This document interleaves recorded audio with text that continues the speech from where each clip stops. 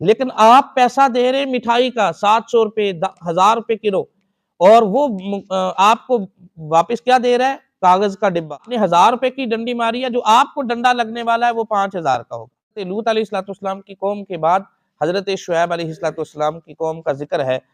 حضرت شعیب علیہ السلام ان کے قبیلہ، جو ان کا اپنا قبیلہ تھا، اس کا نام بھی مدین تھا، اور جس علاقے میں رہتے تھے وہ اس علاقے کا نام بھی مدین تھا۔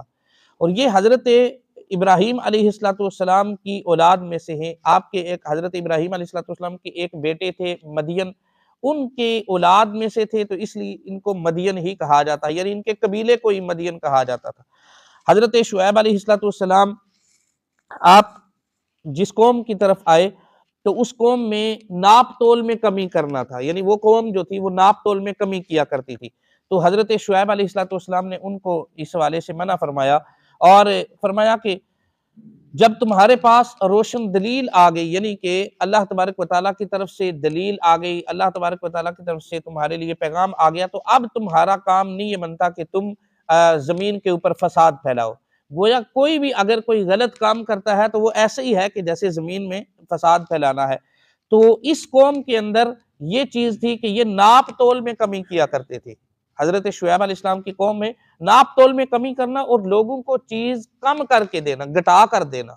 یہ اس قوم کے اندر یہ ان کا گناہ تھا۔ حضرت شعیب علیہ السلام نے اپنی قوم کو اس حوالے سے کافی ڈرایا، لیکن وہ قوم جو ہے وہ اس طرف نہ آئی۔ دوسرا اس قوم کے اندر ایک گناہ یہ تھا کہ وہ راستوں میں بیٹھ جاتے تھے لوگوں کو تکلیف پہنچانے کے لیے۔ ایک تو یہ کہ وہ جو راستہ آتا تھا شہر کی طرف، وہاں پہ ایک بندے کو بٹھایا ہوا تھا، اور وہ لوگوں کو کہتا تھا کہ حضرت شعیب علیہ السلام کے حوالے سے کہ جو بھی آنے والا نیا آدمی ہوتا تھا اس کو پہلے ہی خبردار کر دیتے تھے کہ یہاں پہ ایک جادوگر ہے، لہٰذا اس کے پاس نہیں جانا، جیسے آقا کریم صلی اللہ علیہ وسلم کے حوالے سے کفار مکہ کہا کرتے تھے، ایسے ہی ان کے حوالے سے بھی تو جو بھی آنے والا بندہ ہوتا اس کو پہلے ہی خبردار کر دیتے کہ تم نے حضرت شعیب علیہ السلام کے پاس نہیں جانا، اور نعوذ باللہ کہتے تھے کہ وہ جادوگر ہے لہٰذا ان کے پاس نہیں جانا۔ ایک تو یہ، دوسرا ان کی قوم میں ایک رواج یہ بھی پڑ گیا تھا کہ ہر راہگیر کو یہ لوٹ لیا کرتے تھے، گویا تکلیف پہنچاتے تھے۔ تو یہ ان کے اندر یہ دو خامیاں تھی۔ اور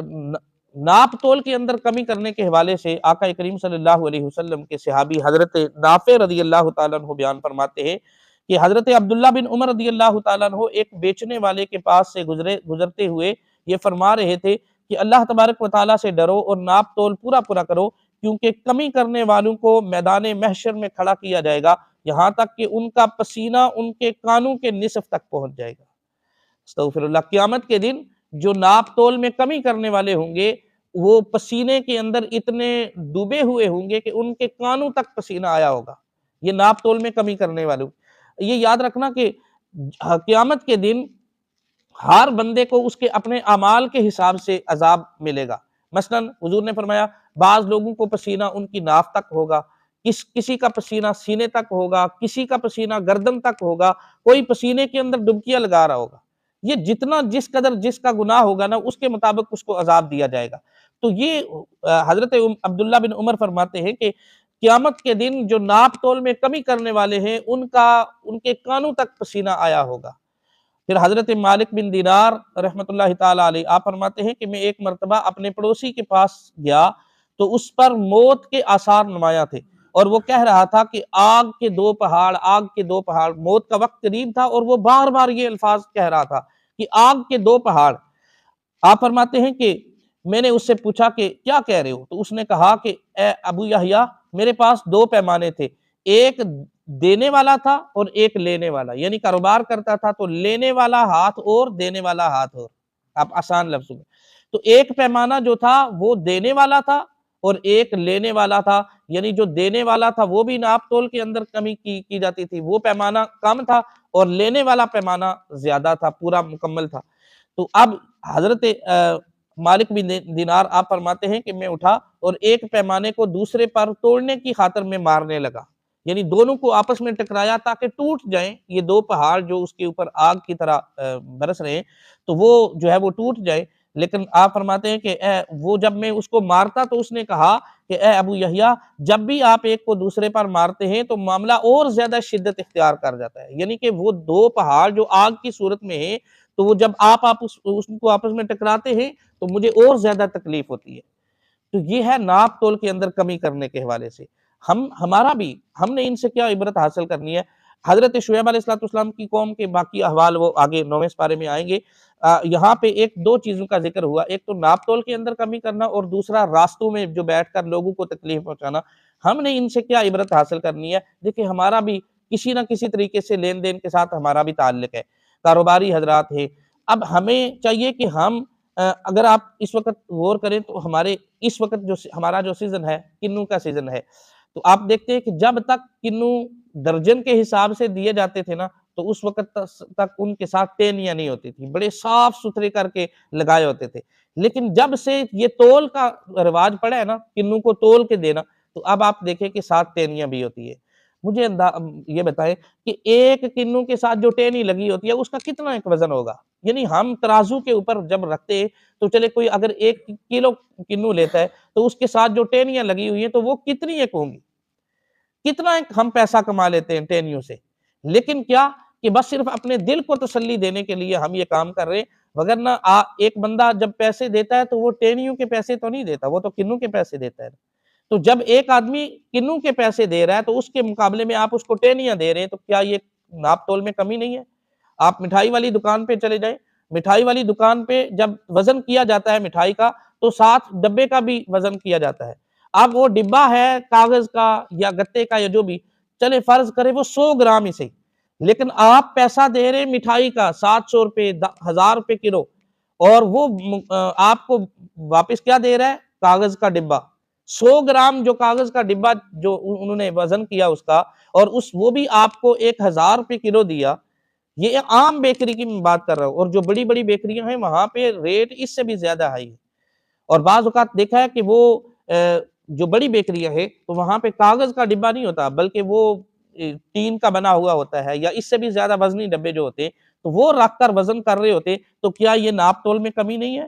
اسی طریقے سے گوشت والی دکان پہ چلے جائیں، اب مرغا ہے تو آپ یہاں پہ ہمارے جو مارکیٹ ہے پل پہ، تو وہاں پہ آپ جائیں تو ہر دکاندار کے اپنے ریٹ ہیں۔ آپ ہربنسپرا موڑ پہ چلے جائیں اس کا اپنا ریٹ ہوگا، پل پہ چلے جائیں اپنا ریٹ ہوگا، یہاں پھاٹک پہ چلے جائیں اپنا، ہر بندے کا اپنا اپنا ریٹ ہے،